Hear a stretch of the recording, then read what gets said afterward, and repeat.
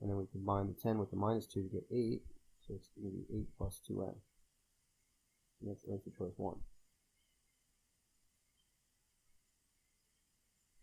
Which values of x are in the solution set for the following system of equations?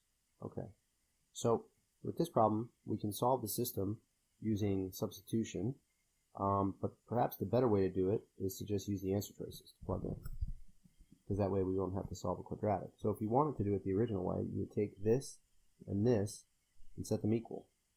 Effectively what you're doing is you're saying, since y equals 3x minus 6, I can plug in 3x minus 6 there. 3x minus 6 equals x squared minus x minus 6, and then you'd have to subtract 3x, right? And then you'd have to add 6. And actually this turns out to be not so bad, because we could factor out an x, and then we could t-chart. So we get x equals 0 and x equals 4. But yeah, in general, you could also back solve, which would be taking these choices and plugging them into the simpler one first, see if it works, then trying the other one. Okay, the roots of the equation are what? So this is the nature of roots question, and for those we have to look at the discriminants, and of course the discriminant is the square root part of our quadratic formula. So here's our quadratic formula. This part right here is what we're concerned with right now. So we need b squared minus 4ac. So let's see, a is 9, b is 3, c is negative 4. So b squared is going to be 9 minus 4 times 9 times negative 4. So that's 9.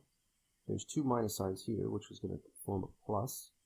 And it looks like we're going to have 16 times 9, I guess. So 16 times 10 would be 160, and then we subtract 9, get 151.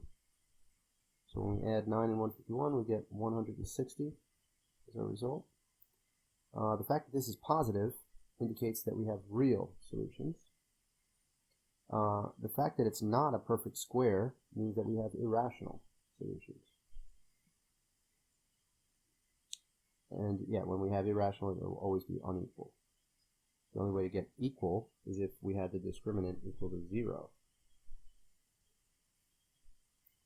Alright, so in triangle ABC, A is this, B is this, C is this. What is angle C? Alright, so in this case, we're given all of the sides, 3, 5, and 7. Notice it's not drawn to scale, it's not important. And they want angle C. So angle C is here, opposite of side C. So this is going to be a law of cosines question. And we're actually going to need the alternate version. So let's just start with the original law of cosines, which starts out looking like Pythagorean theorem, but then it has this extra piece, minus 2ab cos of c. And so now we just plug in our numbers. So 7 squared equals 5 squared plus 3 squared minus 2, 5, 3 cos c.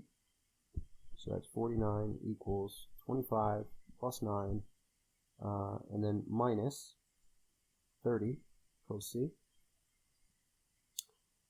25 and 9 is 34. Notice I didn't add this number because this is multiplication, which takes precedence over addition and subtraction in the order of operations.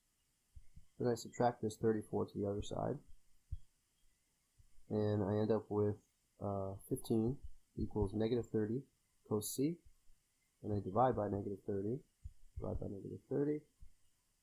and I end up with 1/2 with a negative sign is equal to cosine of c, and then I have to do an inverse cosine on both sides. So really I just have to do an inverse cosine of negative 1/2. Calculator will help with that. Produce second cos, negative 0.5 equals 120. So that means that the angle C is equal to 120 degrees. Answer choice 4.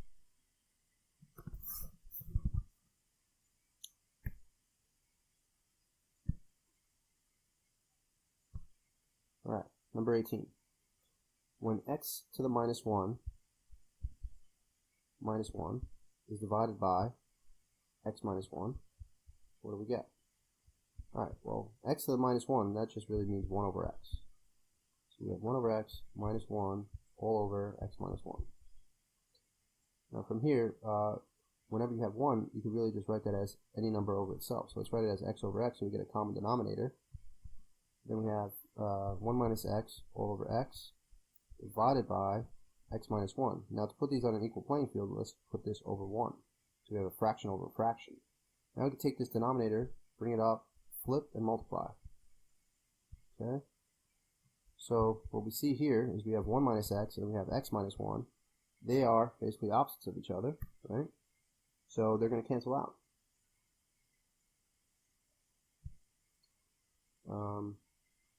The only thing is, since they have opposite signs from each other, right? The 1's positive, the x is negative.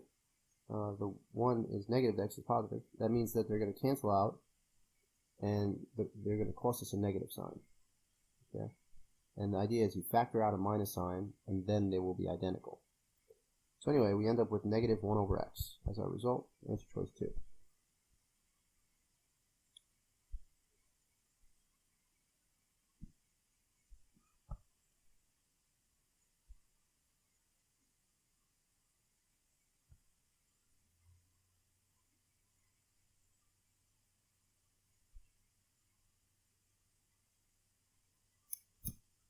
Alright, the fraction is equivalent to, well, let's see what we could do. So, it looks like we can extract out an a from here, because a squared is a perfect square.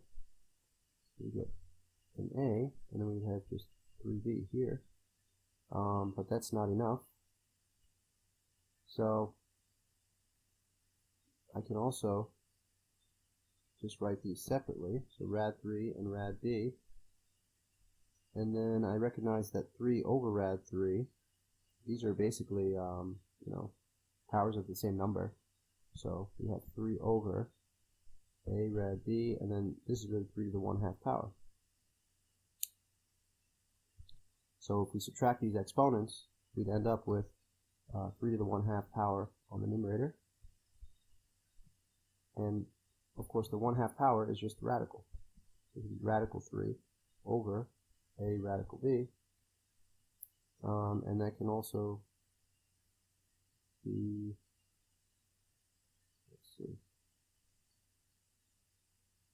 Oh, okay. Well, there's actually an easier way to do this. So let's do it the easy way. So the easy way is you just can multiply this by itself, top and bottom. So we rationalize the denominator. So we end up with 3 radical 3a squared b over 3a squared b.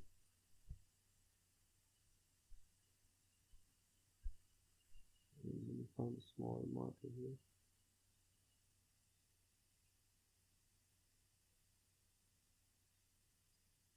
Okay. So so again, we can extract out the a, so we get 3a, and we get the square root of 3b here, over 3a squared b, and then the 3's cancel, a cancels with the square here, and we're just left with rad 3b